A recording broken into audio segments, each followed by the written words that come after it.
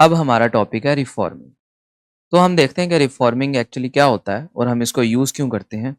लेकिन उससे पहले हम ये देखते हैं कि लास्ट टाइम हमने पेट्रोलियम की अब हमारा क्या किया था, हमने हायर हाइड्रोकार्बन्स को लोअर हाइड्रोकार्बन्स में कन्वर्ट किया था, जिससे हमारे पास गैसोलीन आ गया था। लेकिन उसमें एक प्रॉब्लम ये थी कि वो गैसोलीन तो हम ले लेते हैं, लेकिन उसमें प्रॉब्लम थी कि गैसोलीन तो हमें मिल जाता है, लेकिन वो गैसोलीन हाई क्वालिटी का नहीं होता, उसकी क्वालिटी बहुत लो होती है। और जब हम उसको इंजन में बर्न करते हैं तो वो इंजन की एफिशिएंसी को भी डिक्रीज कर देता है और इंजन को भी इस तरह से ख़राब कर सकता है, यानी कि वो प्रॉपरली वर्क नहीं करता इंजन के अंदर। तो अब जो हम टॉपिक डिस्कस करने जा रहे हैं रिफॉर्मिंग का, इसका मकसद ये होगा कि हम उस गैसोलीन की क्वालिटी को इंक्रीज करेंगे। तो रिफॉर्मिंग हमारे पास एक प्रोसेस का नाम है।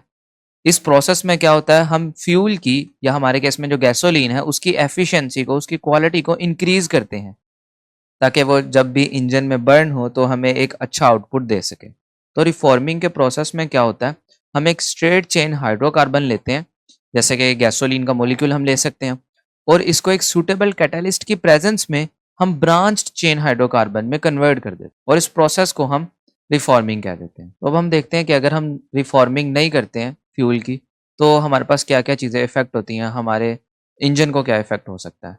तो लो क्वालिटी गैसोलीन जो हमें पेट्रोलियम की फ्रैक्शनल डिस्टिलेशन या क्रैकिंग से मिलता है, जब हम उसको डायरेक्टली इंजन में बर्न करते हैं तो उससे एक शार्प मेटालिक साउंड प्रोड्यूस होता है इंजन के अंदर, जिसे हम नॉकिंग कहते हैं। क्योंकि जब गैसोलीन या फ्यूल जो है वो अपनी रिफाइंड फॉर्म में नहीं होता, तो उसके साथ एयर भी मिक्स होती है, और जब वो एयर और फ्यूल का मिक्सचर इंजन में बर्न होता है तो उससे एक शार्प मेटालिक साउंड प्रोड्यूस होता है, ठीक है, और इस साउंड को नॉकिंग कह देते हैं।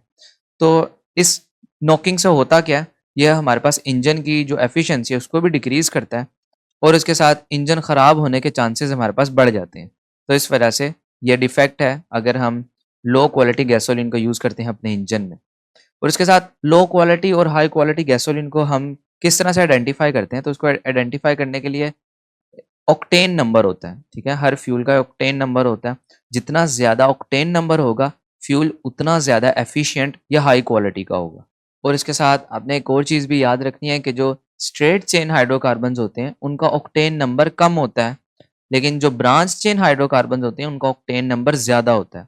तो इसी वजह से हम रिफॉर्मिंग का प्रोसेस यूज़ करते हैं स्ट्रेट चेन हाइड्रोकार्बन्स को ब्रांच चेन हाइड्रोकार्बन्स में कन्वर्ट करने के लिए, ताकि उनका ऑक्टेन नंबर इंक्रीज हो।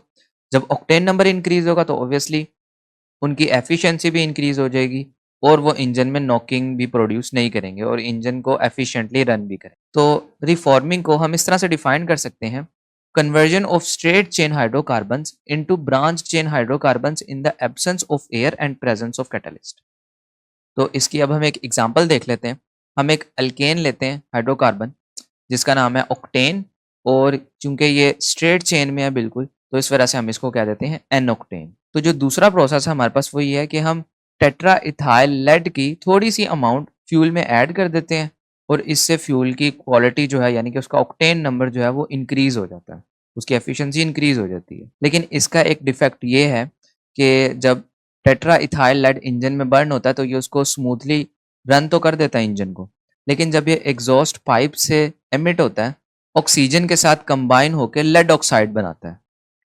और लेड ऑक्साइड एक एयर पोल्यूटेंट है, और ये इतना स्ट्रॉन्ग एयर पोल्यूटेंट है कि ये कैंसर भी कॉज कर सकता है, यानी कि क्योंकि हमें पता है कि लेड जो है वो इटसेल्फ एक भारी मेटल है, और जब ये इनहेल किया जाता है तो ये काफ़ी ज़्यादा डिजीज़ की वजह बनता है। तो इस वजह से हम टेट्रा इथाइल लेड को नहीं यूज़ करते हैं, क्योंकि ये एफिशिएंसी तो इंक्रीज़ कर रहा है लेकिन इसके साथ साथ ये एयर पोल्यूटेंट भी प्रोड्यूस कर रहा है, तो इस वजह से हम रिफॉर्मिंग का प्रोसेस ही यूज़ करते हैं। ओके, तो ये हमारा टॉपिक था।